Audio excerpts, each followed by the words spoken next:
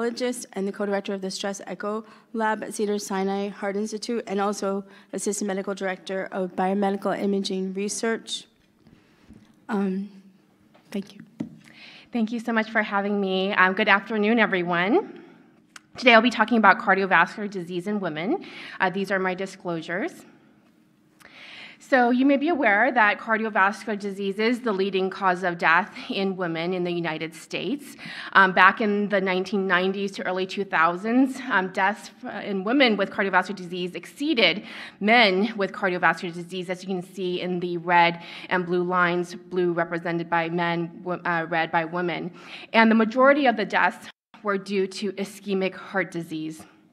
Over time, you see that the mortality rates did decrease with various interventions of the American Heart Association, NHLBI, Go Red for Women campaigns. But over the last 10 years, the rates for both women and men have been gradually rising. When you think about risk stratification for women and cardiovascular disease, it's important to know that there are sex differences in the way that traditional cardiovascular risk factors play a part in development of cardiovascular disease in women, as well as non-traditional risk factors, certainly thinking about history of adverse pregnancy outcomes. I mean, how many of you ask about a woman's gynecologic or pregnancy history when you're seeing them for cardiac risk stratification? But we are getting more information about these more unique sex-specific factors. In addition, while we are, of course, very familiar with the traditional etiology mechanisms related to obstructive coronary disease and relation of acute heart attacks with plaque rupture, it's also important to know that the function of the coronary arteries play an important role in the development of ischemic heart disease in women, whether it is related to vasospastic coronary disease or disorders of the microcirculation, which I'll spend some time to review today.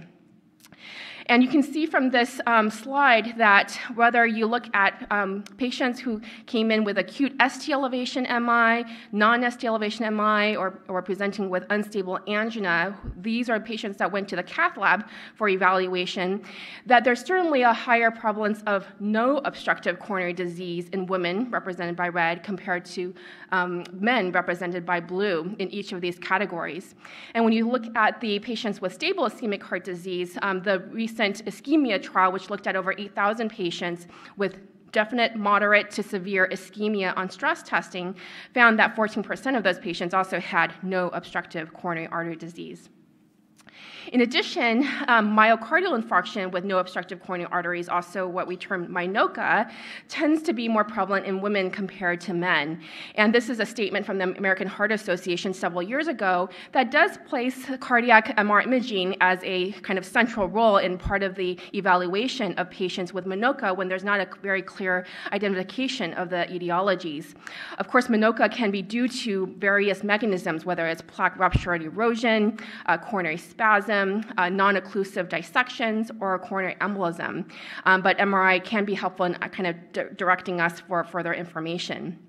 And in fact, we were part of a multi-center study several years ago known as the Heart Attack Research Program MINOCA study, in which women were enrolled after an acute MI taken to the cath lab, in which a 3-vessel optical coherence tomography was performed to evaluate for etiology of MI. In addition, cardiac MR was performed as well. And you can see from this slide here that the integration of the OCT findings as well as the cardiac MRI findings did establish a cause of the myocardial infarction in about 85% of the cohort. In the cases in which an optical coherence tomography showed a culprit lesion, there was CMR evidence of infarction or some sort of regional ischemic injury by the T2 imaging in 69% of the cases. On the converse, when there was ischemic CMR findings, there was only 44% of them had no OCT findings. So there's still a lot to be learned about the mechanisms, but these two types of diagnostic testing do help guide us in the evaluation and subsequent treatment of these patients, because you can imagine that the treatment would depend on, of course, the mechanism. Now, for patients with stable signs and symptoms of ischemia, which we term INOCA, who have no obstructive coronary artery disease, this is estimated to affect at least 3 to 4 million women and men in the United States. In the past, you might have heard of coronary syndrome X as the descriptive diagnosis, but it wasn't very helpful, and we've been able to narrow over the last several decades to be more specific about mechanisms of ischemia. So rather than calling it cardiac syndrome X, when we think that this is ischemic angina, ischemic chest pain, then we try to understand, could this be microvascular angina? Could there be vasospasm involved? And unfortunately, healthcare costs related to angina in this population is quite significant, related to persistent angina, hospitalizations, repeated testing, and subsequent heart failure as well. Now, in terms of what is coronary microvascular dysfunction, we have to think about the function of these vessels. We usually think of it as a balance of impaired vasodilation, the inability of these vessels to appropriately dilate in response to stress, or an actual increased vasoconstrictive pathology, and this can be mediated by endothelial-dependent pathways or non-endothelial-dependent pathways.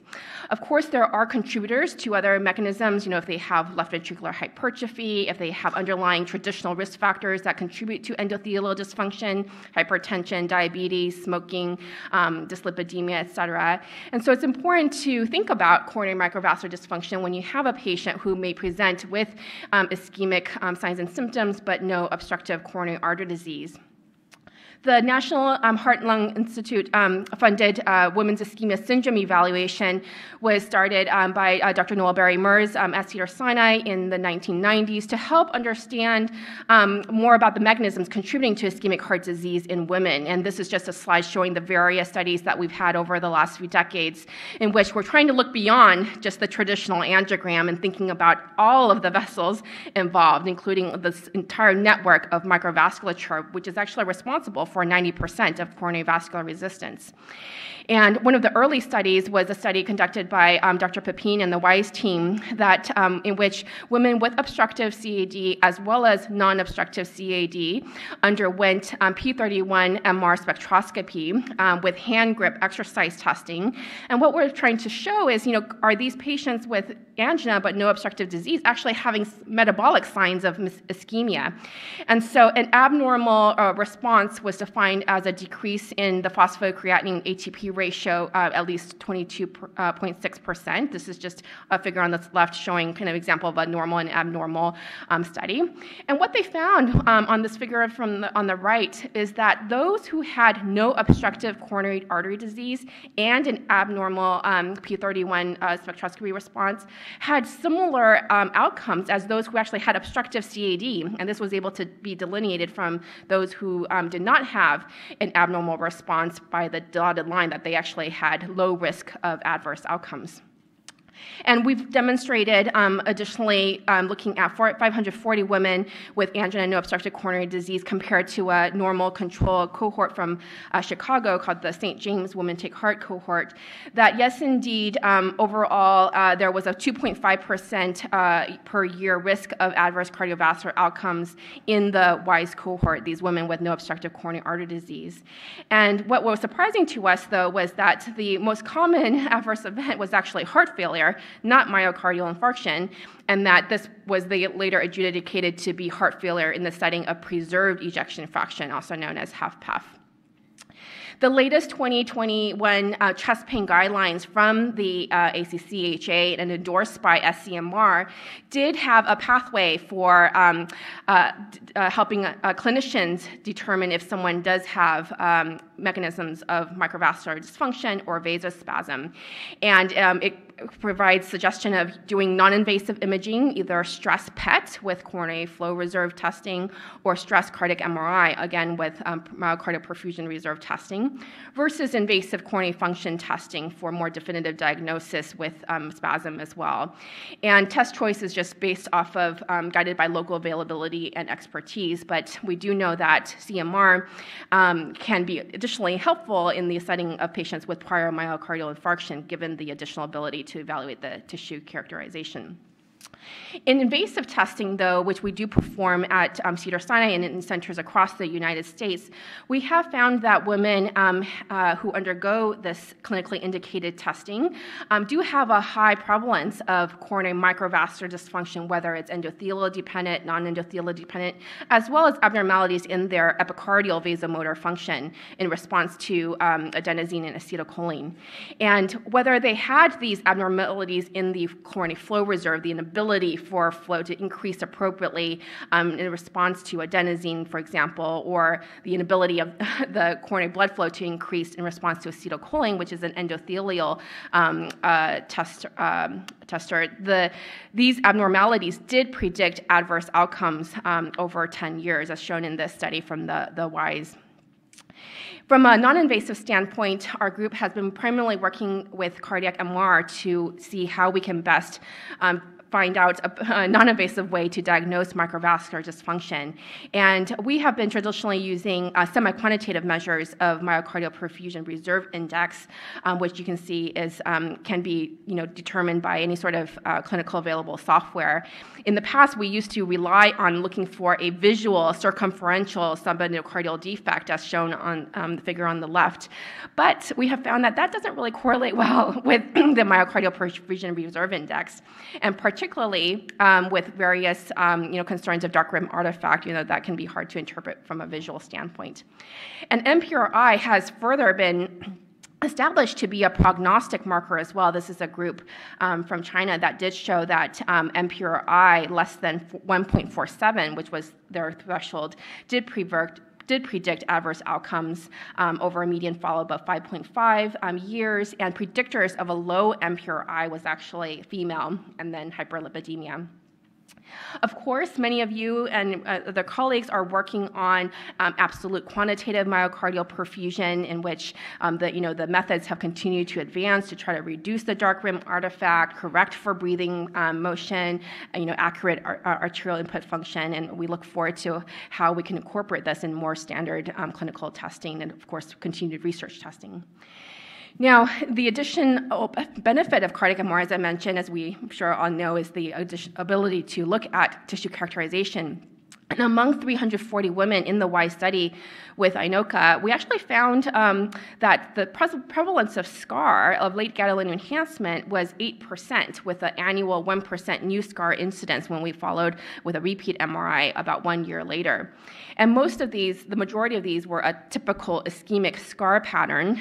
But interestingly, 1/3 of the women with this SCAR pattern did not actually have a clinical diagnosis of a myocardial infarction, suggesting that there may be some underdiagnosis involved in this population. Our current research activities have been diving more towards trying to understand the relationship between coronary microvascular dysfunction and the risk for heart failure with preserved ejection fraction, and we are utilizing cardiac MR, collaborating with our BURI investigators at Cedars-Sinai to better understand how we can characterize this population and try to understand underlying mechanisms that contribute to heart failure with preserved ejection fraction. In addition, we are continuing to try to understand what is the best way to treat this population. Is there, should we be treating women with INOCA the same as women with obstructive coronary disease, or moreover, men with obstructive coronary artery disease? So this is the Warrior trial. It's a DoD-funded trial of randomizing 4,000 women with angina and no obstructive disease to undergo an intensive medical treatment with an ACE inhibitor or an ARB or a potent statin.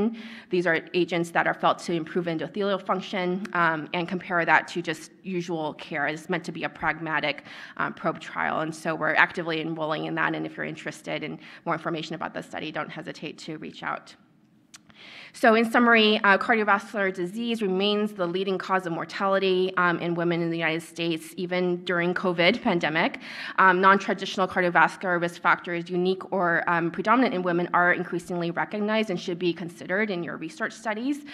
Coronary microvascular dysfunction is prevalent among women and men with angina and no obstructive CAD and associated with adverse prognosis. Advanced non-invasive imaging, cardiac MR included, as well as invasive coronary function correlation testing does provide both diagnostic and prognostic utility, but again, it really depends on your local availability and expertise. But we really do need large outcome trials to determine what's the best strategy to diagnose and treat these patients. I'd like to thank the Barbara Streisand Women's Heart Center, the WISE study, our Coronary Vasomotion Disorders International Study Group, or known as COVADIS, who will be meeting at ESC next week, where we talk a lot about the diagnosis of these disorders and next steps.